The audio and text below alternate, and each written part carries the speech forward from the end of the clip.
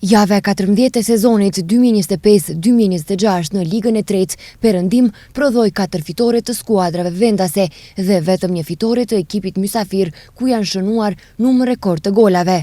29 gola në 5 ndeshje, apo afro 6 gola mesatarisht për çdo ndeshje.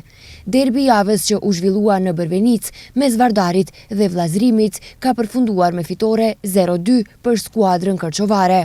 Vllazërimi tani me 29 pikë është e vetmuar në pozitën e dytë me 4 pikë diferencë ndaj Vardarit në pozitën e tretë.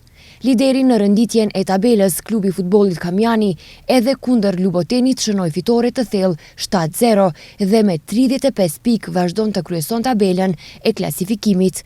Në 3 ndeshje tjera ekipet vendase shënuan fitore të sigurta.